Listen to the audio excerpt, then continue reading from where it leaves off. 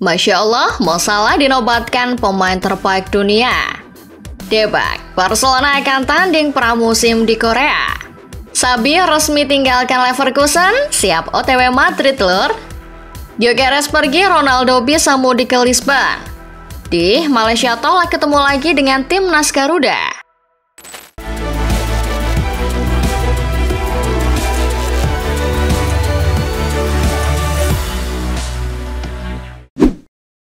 AC Milan mendekat ke zona Eropa usai membekuk Bolonya 3-1 dalam laga kandang di San Siro. 3 gol Il Diavolo Rosso dipersembahkan oleh Santiago Gimenez menit 73 dan 92, serta Christian Pulisic menit 79.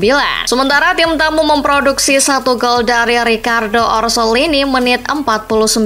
Anak didik Sergio Conceição kini pepet posisi Bolonya di peringkat 8 dengan 60 poin. Premier League mencetuskan inovasi baru dengan meminta stasiun televisi untuk menayangkan kejadian di ruang ganti mulai musim depan. Melansir dari The Guardian, pihak Premier League telah melobi klub untuk memberikan hak kepada kameramen untuk merekam kondisi di dalam ruang ganti. Sejauh ini, Sky Sport dan TNT Sport telah menyepakati permintaan itu dengan meminta penambahan biaya kontrak menjadi 6,7 miliar pound selama 4 tahun. Ide Premier League ini tampaknya tidak semuanya disetujui oleh klub peserta, termasuk 6 tim besar yang khawatir taktik mereka bocor dalam tayangan langsung.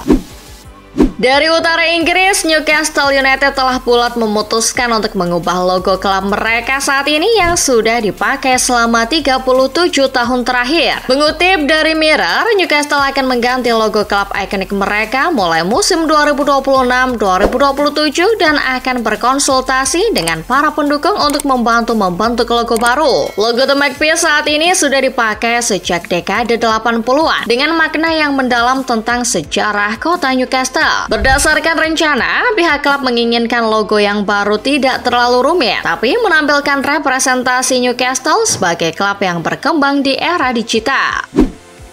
Mohamed Salah baru saja menambah pundi-pundi penghargaan individunya dengan menyabet capaian pemain terbaik tahun ini. Menurut Sky Sport, penghargaan tersebut bukan Ballon d'Or, melainkan pemain terbaik pria 2025 versi Asosiasi Penulis Sepak Bola atau FVA. Salah memperoleh piala ini setelah menang telak dalam voting dengan jumlah 90% suara. Ini merupakan ketiga kalinya bagi pria Mesir memenanginya setelah musim 2017-2018 dan 2021-2022. Pencapaian ini menyamai Thierry Henry yang juga pernah 3 kali mendapatkan penghargaan yang sama. Sementara itu, gonjang-ganjing terjadi di internal Manchester City setelah bintang mereka Erling Haaland terlibat selisih paham yang panas dengan Pep Guardiola. Mengabarkan dari 90 Min, semua berawal saat Haaland mengklaim penurunan performa timnya yang drastis musim ini terjadi karena kurangnya rasa lapar dari skuad untuk memenangi tiap laga. Bomber Norwegia itu menilai rekannya tak cukup semangat untuk mempertahankan keganasan City seperti musim sebelumnya. Sontak ocehan itu sampai ke telinga Pep yang tak senang dengan ucapan pemainnya itu. Pep bahkan balik menyerang Haaland dengan memaksanya menunjukkan bukti real dari pendapatnya itu. Arsenal dan Chelsea tampaknya kudu bersaing ketat juga dalam memperebutkan pemain incaran mereka, termasuk salah satunya Rafael Leao. Melaporkan dari Count Offside, Chelsea telah memulai kontak informal mengenai kesepakatan potensial untuk penyerang AC Milan asal Portugal itu. The Blues selangkah di depan dengan menjadikan Leao sebagai opsi kedua bila gagal mendapatkan Nico Williams dari Athletic Bilbao. Sementara Arsenal masih belum menawarkan proposal yang resmi kepada Milan. Saat ini Leao punya nilai klausul pelepasan di angka 75 juta euro.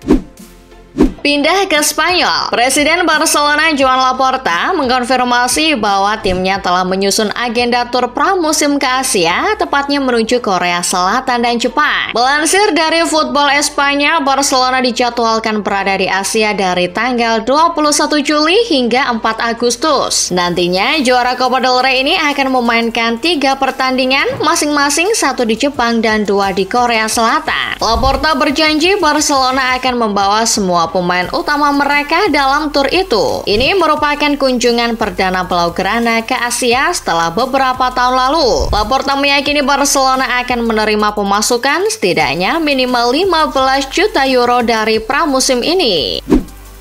Menjelang El Clasico minggu besok, Puma telah meluncurkan sebuah bola khusus yang akan digunakan pada laga akbar La Liga itu. Menurut Marca, bola yang hanya diproduksi sekali ini menampilkan desain inovatif dengan warna-warna mencolok seperti biru, ungu, dan merah. Terdapat pula tulisan El Clasico yang membuat bola ini semakin eksklusif. Puma mengklaim bola ini punya tingkat performa tinggi daripada bola La Liga biasanya untuk mendukung pemain Barca dan Madrid menampilkan permainan yang indah.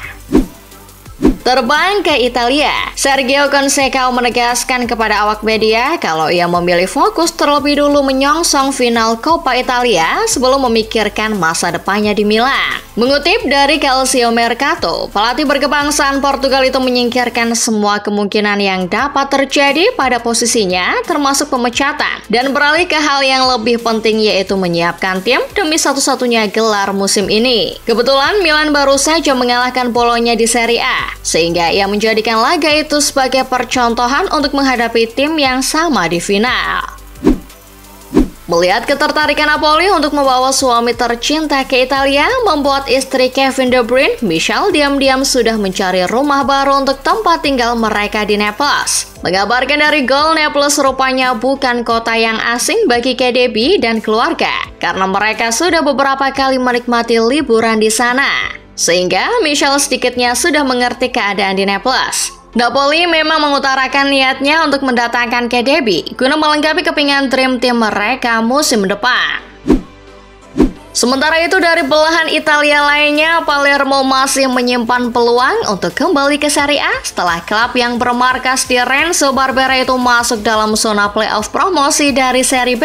Melaporkan dari Corriere dello Sport, Palermo bisa menyegel satu tiket tersisa, menemani Sassuolo dan Pisa yang sudah lebih dulu naik kasta. Dalam tabel klasemen, klub yang diperkuat oleh Emil Audero ini berada di posisi 7 dan akan bersaing dalam skema pertandingan playoff dengan 5 tim lainnya, antara lain Spezia, Cremonese, Juve Stabia, Catanzaro, dan Cesena.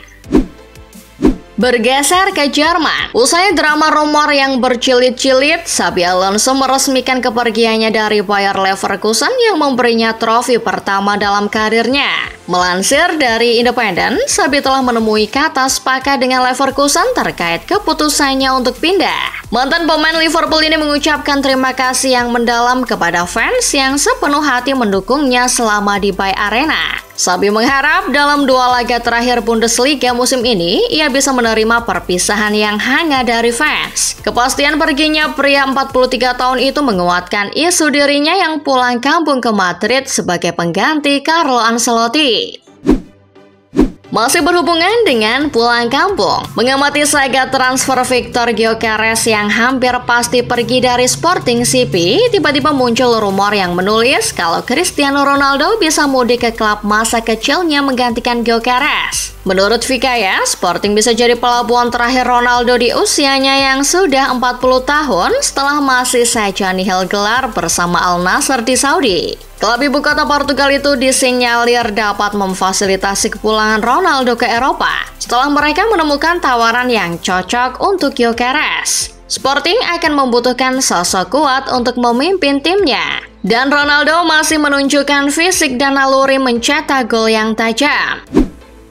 Menuju negeri jiran, Timnas Malaysia menolak ajakan PSSI untuk menggelar uji coba dengan Timnas Indonesia September nanti dan lebih memilih lawan dari Afrika untuk dihadapi. Mengutip dari Super Bowl, negara yang dimaksud adalah Cape Verde yang kini menghuni ranking 72 FIFA. Pemilihan Cape Verde dilakukan oleh Peter Klamovski yang memandang Malaysia butuh lawan tanding yang secara peringkat lebih tinggi untuk mengetes kekuatan tim. Pelatih asal Australia ini melihat Cape Verde sebagai pilihan terbaik guna persiapan hadapi Vietnam di kualifikasi Piala Asia 2027.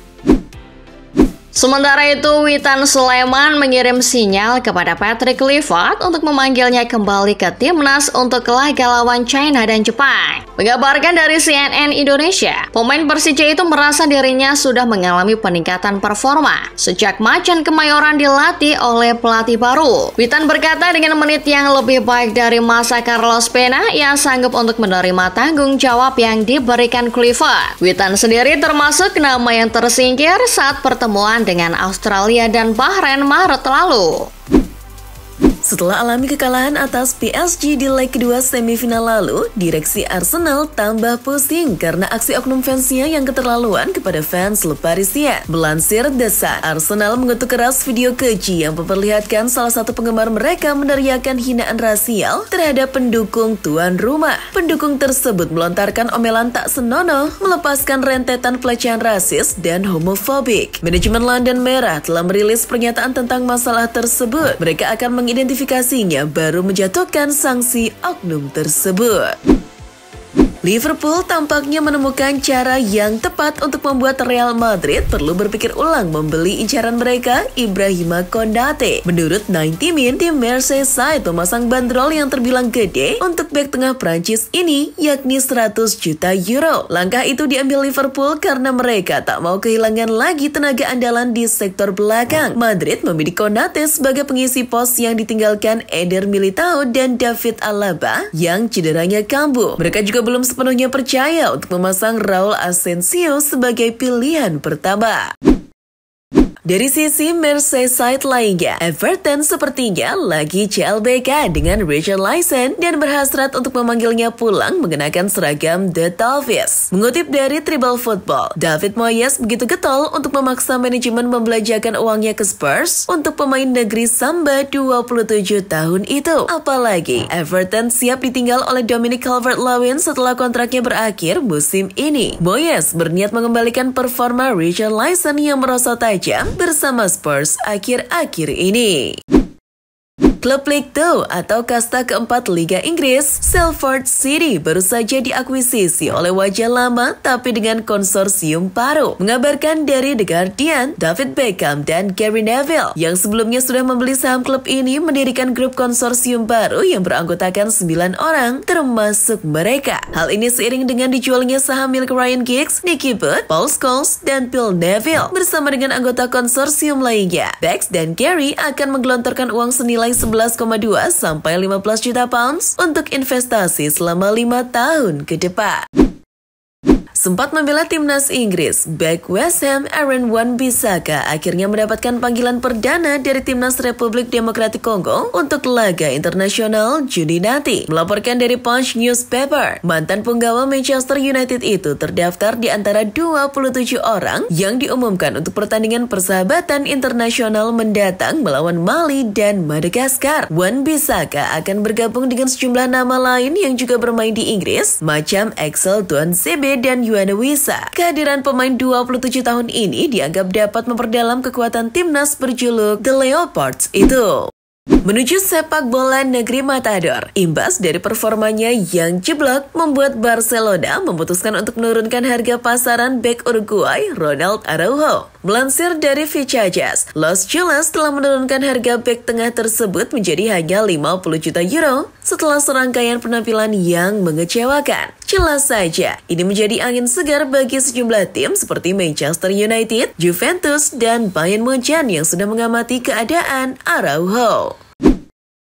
Menyeberang ke Italia, Serie A sedang menggodok rancangan untuk memindahkan laga keluar Italia tahun depan dan Australia dipilih jadi tujuannya. Mengutip dari Goal, hal ini berkaitan dengan digunakannya San Siro sebagai venue opening ceremony Olimpiade musim dingin 2026 antara 10 Januari sampai 8 Februari. Oleh karena itu, tim pengguna San Siro yakni AC Milan harus mengungsi untuk laga hadapi AS Roma. Rencananya, Stadion Optus di Perth akan ditunjuk sebagai kandidat untuk menggelar laga itu. Sejauh ini, Serie A sudah mengirim perizinan ke UEFA terkait hal ini, tapi belum ada jawaban.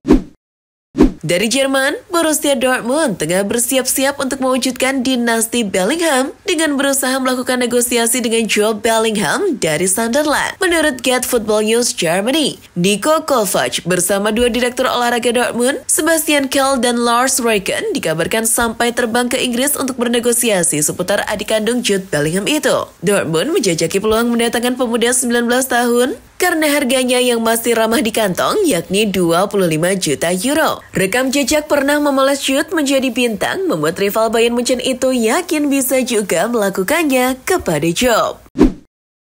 Pindah ke Prancis. Keberhasilan menjejak final Eropa membuat fans PSG ramai-ramai menyerbu postingan baru Kylian Mbappe di Instagram dan menulis komentar yang bernada sarkas padanya. Melaporkan dari Mundo Deportivo, fans mengucapkan terima kasih karena setelah kepergian Mbappe ke Spanyol, PSG bisa jadi klub yang lebih kompak dan tidak ada yang merasa lebih bintang. Lebih lanjut, mereka mengejek Mbappe sebagai biang masalah yang selama ini membuat PSG tak pernah sukses di Eropa. Pulang ke tanah air, ada berita tentang Liga 2 yang mulai musim 2025-2026 akan memakai teknologi VAR di semua pertandingannya. Melaporkan dari Detik Sport, langkah ini dibenarkan oleh PT Liga Indonesia Baru yang ingin agar kasta kedua Indonesia berjalan lebih fair. Hal ini menjadi terobosan baru buat Liga 2 yang standarisasinya mulai disetarakan dengan Liga 1. Sebelumnya, VAR pernah diuji coba di beberapa laga yang melibatkan tim Liga 2, yakni pada pertandingan perebutan posisi ketiga antara Persijap Jepara versus PSPS Pekanbaru dan final Liga 2 antara PSIM Yogyakarta versus Bayangkara FC.